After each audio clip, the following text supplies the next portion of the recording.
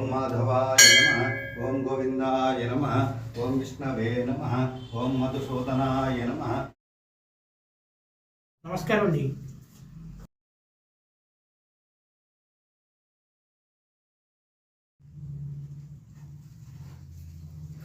श्रीमान श्रीमतः गोत्रस्य बैठिपाल गोत्रस्य वेंकटेश्वरराव नामधेयः धर्मपत्नी श्रीमतः विजयलक्ष्मी नामदेवत्याः सौभाग्यवत्याः सत्सन्तान सौभाग्य सकलप्राप्त्यर्थं यजमान कुमारस्य नामधेयस्य नामधेयस्य गोत्रस्य रामपर्ण नामधेयस्य आयुष्य विद्यर्थं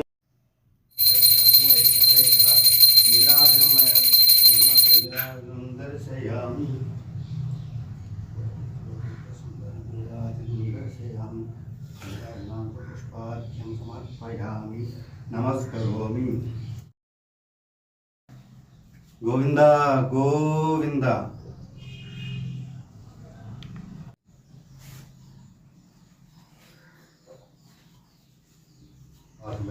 चंद्राय कपालोदकं पावनं शुभं प्रसादस्तु సర్వరక్షాస్తు. ఏమండి రాంపండు గారు, మీ బావగారు ఫోన్ చేస్తున్నారా? యాత్రలన్నీ బాగా జరుగుతున్నాయి అన్నారా? అప్పటికప్పుడే ఫోన్ చేస్తున్నారండి. యాత్రలన్నీ బాగా జరుగుతున్నాయి సార్. క్షేత్ర విశిష్టతలు ఎప్పటికప్పుడే తెలియజేస్తున్నారు. దైవ కార్యక్రమాలన్నీ కూడా చేయటం, యాత్రలన్నీ కూడా విశిష్టంగా చేయటం, ఇవన్నీ కూడా మీ బావగారు ఎప్పుడో చేసుకున్న పూర్వకాల స్ఫూర్తం అయ్యాయి. ఇదంతా మా అక్క బావగారు అనేక దైవ కార్యక్రమాల్లో పాల్గొంటారు, కానీ మా మేనల్లుడి విషయంలోనే ఏ మార్పు కనబడటం లేదు. మేమందరం వాళ్ళు మార్పు కోసం ఎదురు చూస్తున్నాం. ఎప్పుడు మారుస్తాడో రాహుల్ గారు. ముక్కోటి ఏకాదశి సందర్భంగా రామకృష్ణ గురువు గారు మన ఆలయంలో 3 రోజులు పురాణం చెప్పడానికి వస్తున్నారు. మీరు వారిని ఒకసారి సంప్రదిస్తే బాగుంటుంది అనుకుంటున్నాను. అలాగేనండి. ఎప్పుడు సంప్రదించమంటారు? ఉండండి, గురువు గారికి ఫోన్ చేసి అడుగుతాను.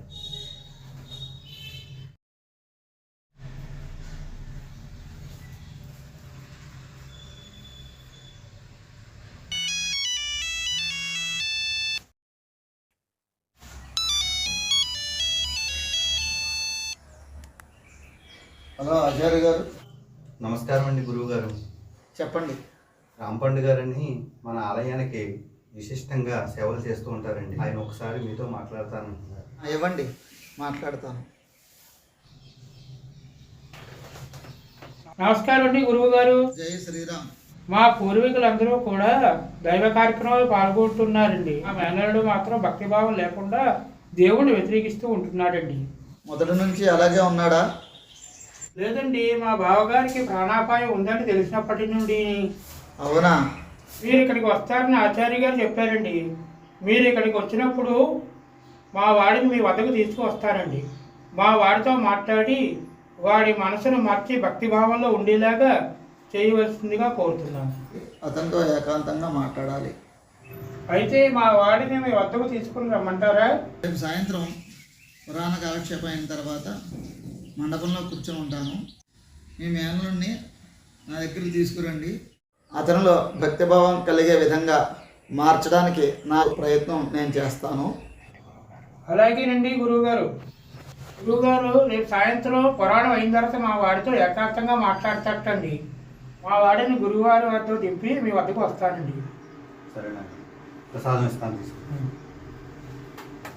ఇదిగోండి ప్రసాదం. ఎంత ప్రసాదం ఎందుకండి, వచ్చే భక్తులకు పంచిపెట్టండి. ప్రసాదాలన్నీ మీ బావగారే సమృద్ధిగా చేస్తున్నారు కదండి, తీసుకెళ్ళండి, పర్వాలేదు. సరేనండి, వెళ్ళి వస్తానండి. నాకు సెలవు ఇప్పించండి.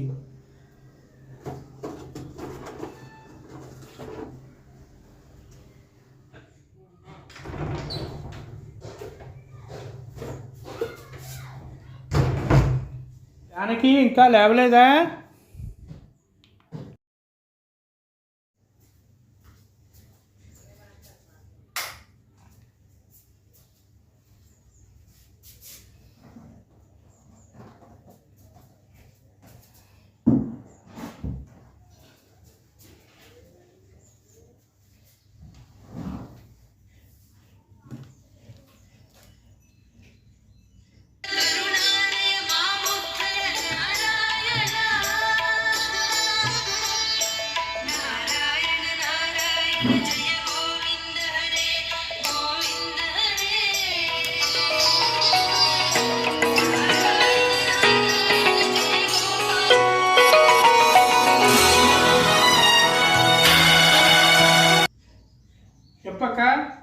పండు జానకి ఇంకా లేవలేదా?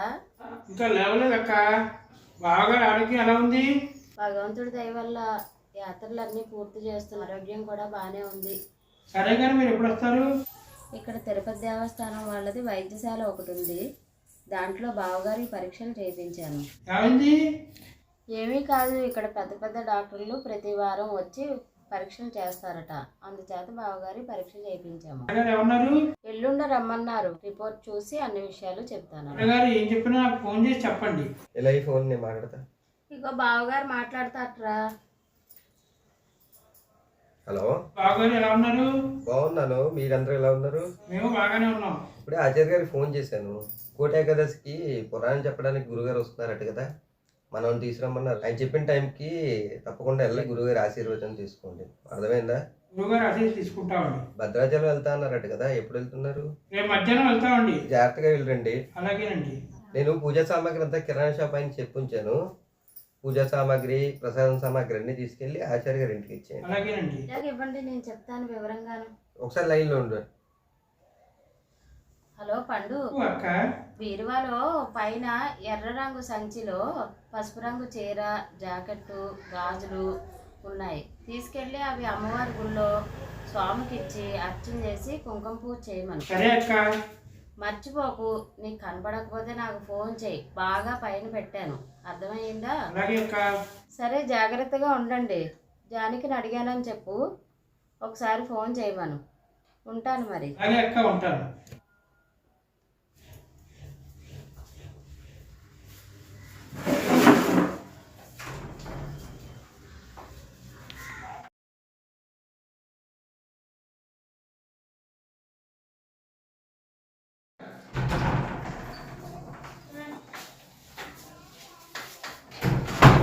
జానకి, నాకు వెళ్ళావా?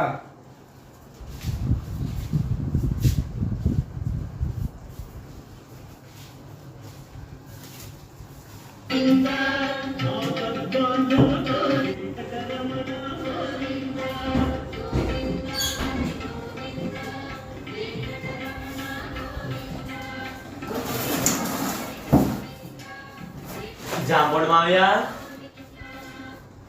ఏమిరా రాంపండల్లా జాంపండని మార్చేసావు? లేదు మావయ్య, జాంపండు మావయ్య. అలాగేరా, నాకు అర్థమైంది. రాంపండు మావయ్యల్లా జాంపండు అన్నావు. అది కాదు మావయ్య, జాంపండు తిను మావయ్య అన్నాను. అవునరా, నాకు అర్థమైంది. కావాలనే కదా జాంపండు మావయ్య అని పిలుస్తున్నావు. నాకు అర్థమైంది. ఏ మరి నన్ను జానకి అని పిలిచినప్పుడు? మీ అమ్మ నాన్న జానకి రామ కీర్తనని పెట్టారు. మా నాన్న పేరు రామయ్య. రామ అని నేను పిలుద్దామంటే మా నాన్నని పేరు పెట్టి పిలిచినట్టు అవుతుంది. కీర్తన అని పిలిచిన, జానకి అని పిలిచిన ఆడవాళ్ళు పేర్లే. మరి నిన్ను ఏమని పిలవాలి? అందుకే కదా మావయ్య, జానకిలో జా, కీర్తనలో కీ కలిపి జాకి అని పెట్టుకున్నాను. అలా పిలవమని చెప్తున్నాను కదా నీకు. సరే కానీ అవన్నీ వదిలేయి. నేను రామాలయం నుంచి బాలభోగం ప్రసాదం తెచ్చాను, నువ్వు తింటే మనం బయటికి వెళ్ళాలి. నువ్వు తీసుకొచ్చింది నీకు ప్రసాదమేమో, నాకైతే బ్రేక్ఫాస్టే. తప్పురా కన్నా, అలా అనకూడదు. సరే మావయ్య, నువ్వు త్వరగా రెడీ అవ్వు. నువ్వు అనుకున్న ప్రసాదం, నేను అనుకున్న బ్రేక్ఫాస్ట్ నేను చేసి వస్తాను. బయటికి వెళ్దాం అన్నావు కదా, వెళ్దాం. మావయ్య వెళ్దాం.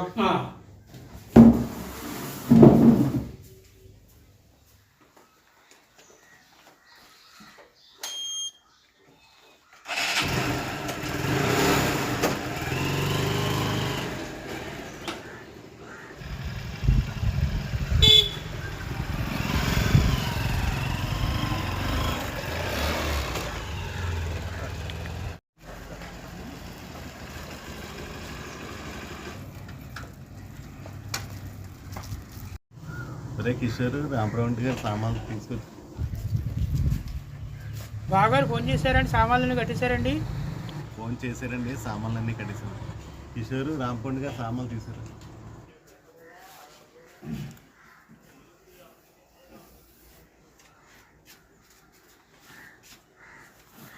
సరేనండి, సంతోషం, వెళ్ళొస్తామండి.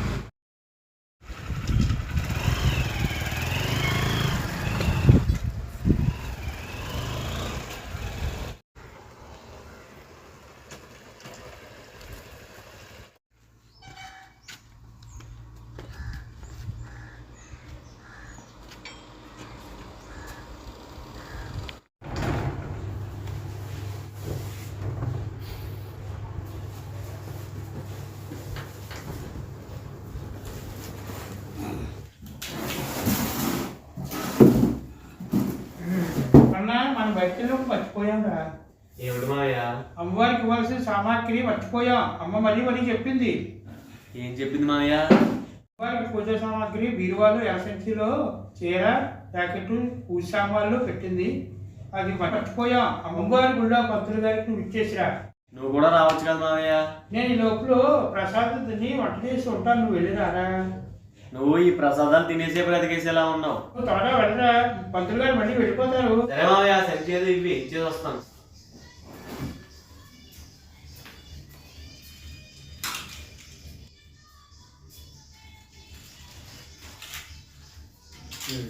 సరే అయితే ఇచ్చే వస్తానే. వెళ్ళరా.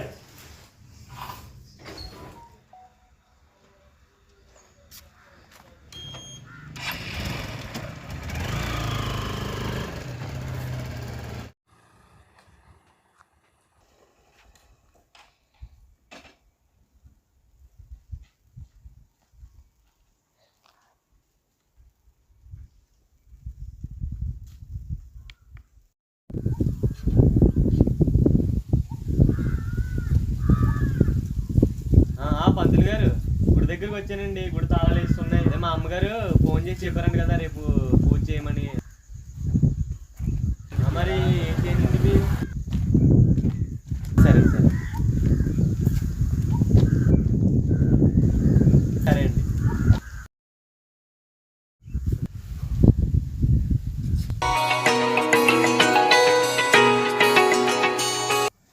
హలో, అమ్మా చెప్పమ్మా. ఎక్కడున్నావు నాన్న? గుడి దగ్గరికి వచ్చానమ్మా. ఇచ్చేవా పంతులు గారికి? నా గుడి దగ్గర లేరా, బ్యాంక్ పని మీద వెళ్ళారంట క్యాష్ తెచ్చుకోవడానికో దేనికో. మరి ఏం చేసావు? ఆ ఇంటికాడ ఇచ్చేసి వెళ్ళమన్నారు. ఫోన్ చేసి చెప్తారంట వాళ్ళ ఇంట్లో వాళ్ళకి. సరే పంతులు గారు ఇంట్లో ఇచ్చేసాయి. సరే అమ్మా. మావయ్య రాలేదా నీతోటి? మామయ్య పెద్దదాలు అవి తింటా కూర్చుంటున్నాడు. అలా అనకూడదురా మావయ్యని. తమ్ముడికి పులిహోరలో విషం కలిపేద్దాం అనుకుంటున్నాను. ఏమంటావు? తప్పురా, మావయ్యని అలా అనకూడదు. మీ తమ్ముడితో పల్లా పోతున్నాను, బుర్ర తినేస్తున్నాడు. అలా ఆట పట్టించకూడదు. సరే సరే సరే పంతులు గారు ఇంట్లో ఇచ్చేసాయి. మరి సరే అమ్మా.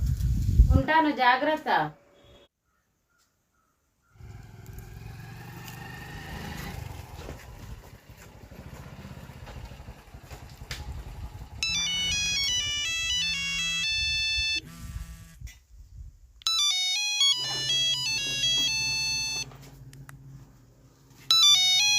హలో, గుడికి వచ్చాను, ఇప్పుడే వచ్చాను.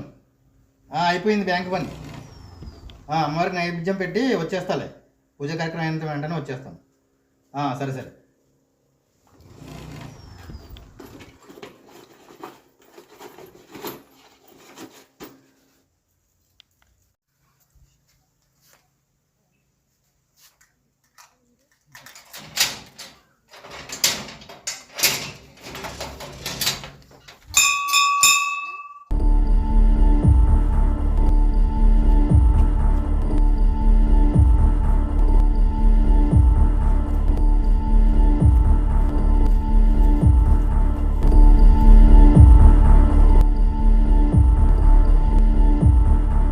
ఎరా ఎక్కడున్నారా? ఇంటి దగ్గరే ఉన్నాను రా. అమ్మవారు ఉడకడా మంచి ఛాన్స్ కూడా తగిలిందిరా. నువ్వు తొందరగా వచ్చావు, పని అయిపోద్ది, లేదా ఛాన్స్ మిస్ అయిపోద్ది. వెంటనే బయలుదేరిపోతాను రా. సరే.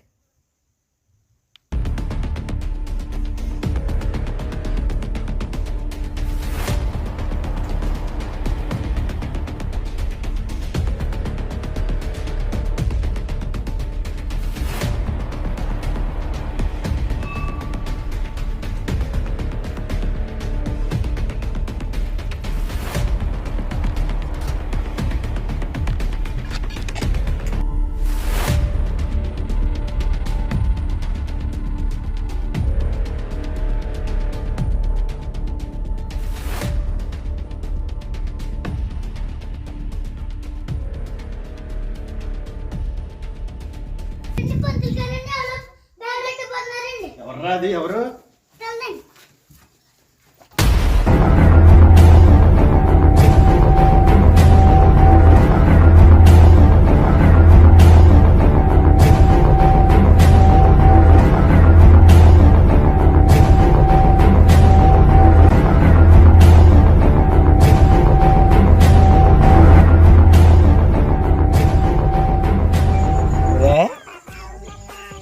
రూపాయి కాసులు 10 రూపాయల కాసుల కోసం తీసుకొచ్చావా?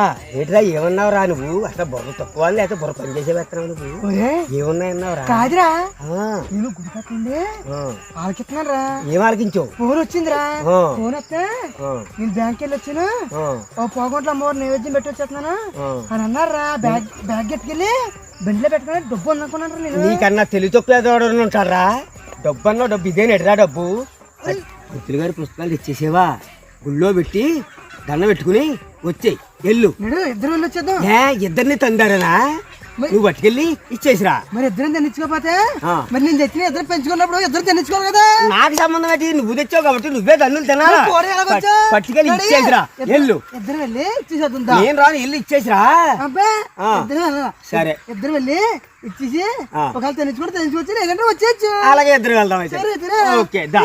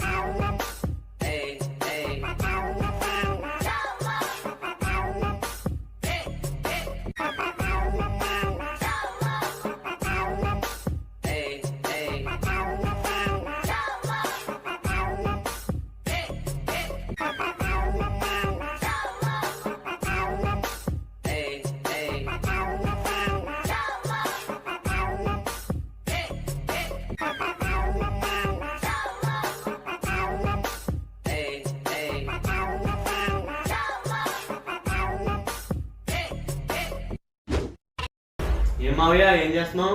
నీకోసం ఎదురు చూస్తున్నాను. ఆ భద్రాచలం గురించి అడిగారు. మనం అందరూ వెళ్దాం అని చెప్పాను. మనం రేపు భద్రాచలం వెళ్దాం. నేను భద్రాచలం వచ్చేది నీకు తోడు కోసం మాత్రమే, నాకు భక్తితో కాదు. అంటే మనం రామాలయం వెళ్ళాలి. నాకు అవసరం లేదు, వెళ్తే మీరు వెళ్ళండి. నాన్న ఇద్దరిని అడుగున్నారు. ఎందుకంట? రామకృష్ణ గురువు గారు వచ్చారు, ఈ గురించి మాట్లాడతారంట. ఆయన నాతో ఏం మాట్లాడతారు? తెలియదు. మీ నాన్న ఫోన్ చేశాడు. మన ఇద్దరు ఆయన దగ్గరికి అడుగున్నారు. నేను ఆయన దగ్గర కూర్చోబెట్టి నేను ఆచార్య గారి దగ్గరికి పూజ సామాన్లు కూడా వెళ్తాను. ఏమో నాకేం అర్థం కావట్లేదు. నాన్న చెప్పారు అంటున్నావు కదా. సరే వెళ్దాంలే. పదండి.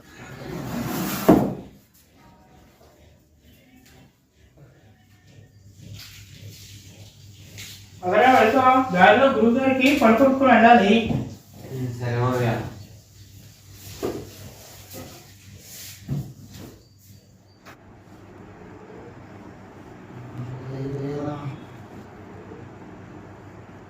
నమస్కారం అండి గురువు గారు. గురువు గారు మీరు మా మేనల్లుడండి. ఆయుష్మాన్ భవ. గురువు గారు ఆచార్య గారిని కలిసి వస్తానండి. అలాగే వెళ్ళండి. కూర్చో నాయన. నీ పేరేంటి నాయన? జానకి రామకీర్తన్ గురుగారు. తల్లిదండ్రులు చక్కటి పేరు పెట్టారు, అర్థవంతముగా ఉన్నది. ఏం చదువుకున్నావు? ఇంటర్మీడియట్ పూర్తయిందండి. మీ మామయ్య గారితో రోజు గుడికి వెళ్తూ ఉంటావా? లేదండి, నేను వెళ్ళనండి. వారానికి ఒకసారైనా వెళ్తూ ఉంటావా? అసలు ఎప్పుడు వెళ్ళనండి గుడికి. అదేమిటి బాబు, గుడికి వెళ్ళకపోవడానికి కారణం ఏమిటి? గురుగారు నాకు దేవుడి మీద నమ్మకం పోయిందండి, అందుకని ఏ గుడికి వెళ్ళను, ఏ దైవాన్ని పూజించను. ఏమిటి నాయన, మీ యొక్క పూర్వీకులందరూ కూడా భగవత్ సేవకులని, ముఖ్యంగా మీ యొక్క తల్లిదండ్రులు రాముని యొక్క సేవకులని అనేక సేవా కార్యక్రమాలు చేస్తూ ఉంటారని చెప్పి మన యొక్క ఆలయ అర్చక స్వామి వారు చెప్పారు. అవునండి గురుగారు, వాళ్ళు చెప్పిన మాట నిజమే. మా అమ్మవారి తరపు వారు, మా నాన్నగారి తరపు వారు, మా అమ్మగారు మా నాన్నగారు కూడా దైవాన్ని ఎక్కువగా పూజిస్తూ ఉంటారు. కానీ మా నాన్నగారి అనారోగ్య విషయంలో ఏ దైవము ఎటువంటి దయ చూపించలేదు. అందువల్ల ఆ దేవుడి మీద నమ్మకం పోయింది. ఏంటి మీ నాన్నగారికి? మీ నాన్నగారి యొక్క ఆరోగ్య పరిస్థితి ఏమిటి? గురుగారు మా నాన్నగారికి బోన్ క్యాన్సర్ అనే వ్యాధి వచ్చింది. ఎక్కువ కాలం బ్రతకరని డాక్టర్ గారు చెప్పారు. ప్రస్తుతానికి మీ నాన్నగారు ఎక్కడ ఉన్నారు? బ్రతకడం కష్టమని తెలిసి కూడా ఆ దేవుడి కోసం మా అమ్మగారిని తీసుకొని మా నాన్నగారు తీర్థయాత్రలకు వెళ్ళారు. నాన్నగారిపై దయ చూపలేని దేవుళ్ళను నేను పూజించాలా అండి, అందుకే నాకు దేవుడి మీద నమ్మకం పోయిందండి. బాబు, మీ యొక్క స్నేహితులలో బాగా చదువుకునేవారు ఎవరు? మా ఫ్రెండ్స్ అందరిలో బాగా చదువుకునేది నేనేనండి. నువ్వే అని చెప్పి ఎవరు చెప్పారు? మా మాస్టరే చెప్పేవారండి. నీ మాస్టర్ అందరికీ పరీక్ష పెట్టేవారా? పరీక్ష పెట్టేవారండి. నీకు కూడా పరీక్ష పెట్టేవారా? అందరితో పాటు నాకు కూడా పరీక్ష పెడతారు కదండి. నీ మాస్టర్కి నువ్వు బాగా చదువుతా అని చెప్పి తెలిసి కూడా నీకు పరీక్ష పెట్టేవారా? ఆ సమయంలో నీకు బాధ అనిపించి నీ మాస్టర్ మీద గౌరవం తగ్గి బాధ అనిపించేది కాదా? అలా ఏం లేదండి గురువుగారు. ఎవరు ఎక్కువ తక్కువ చదివినా అందరికీ పరీక్ష పెట్టాల్సిన ధర్మం మాస్టర్ గారు ఉంది కదండి గురువుగారు. అలాగే భగవంతుడు భక్తులందరికీ కూడా పరీక్ష పెట్టవచ్చును కదా. నీ నాన్నగారి విషయంలో కూడా జరుగుతున్నది. అలాగే మనందరికీ కూడా భగవంతుడు పరీక్ష అనుకోవచ్చును కదా. నువ్వు భగవంతునిపై కోపగించి నమ్మకం పోగొట్టుకోవడం ఎంతవరకు సమంజసం అంటావు? గురుగారు, మీరు నాకు ఏ విధంగా నచ్చ చెప్పాలని చూసినా మేము మా నాన్నగారు అనారోగ్య పరిస్థితిని తలుచుకుంటే, మేము ముందు పడే కుటుంబ సమస్యను తలుచుకుంటే ఆ భగవంతుని పూజ చేయడానికి నా మనసు ఏమాత్రం అంగీకరించడం లేదు.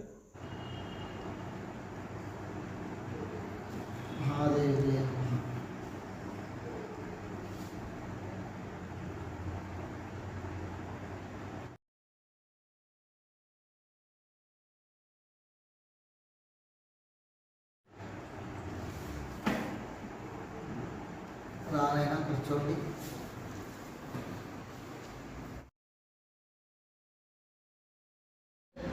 జరుగుతున్నది భగవంతుని యొక్క పరీక్ష అని చెప్పి నేను చెబుతున్నప్పటికీ నీకు నా మీద నమ్మశక్యంగా లేదు.